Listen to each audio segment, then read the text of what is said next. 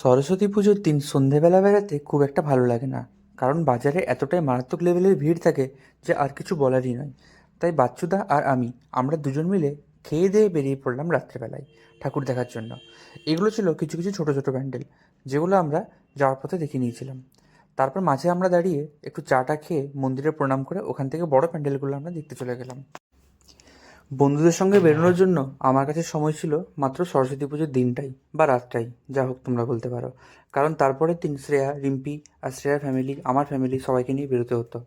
তাই আমি বেশি দেরি না করে এই দিনই বেরিয়ে পড়লাম। এটা ছিল কলেজ মোড়ের আরেকটা প্যান্ডেল, যেটা কিন্তু খুবই সুন্দর আর অনেকটা অযোধ্যার রাম মন্দিরের আকারে করেছিল।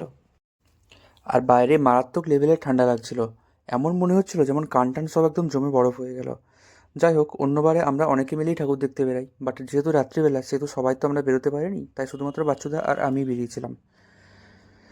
ব্লগগুলো তোমরা প্লিজ একটু করে লাইক সাবস্ক্রাইব করে দিও, চ্যানেলটা সাবস্ক্রাইব করে দিও। আর যদি আমার ভিডিওগুলো ভালো লেগে থাকে তাহলে তোমরা অবশ্যই কিন্তু কমেন্টে জানিও, আর পেজটা ফলো করে দিও।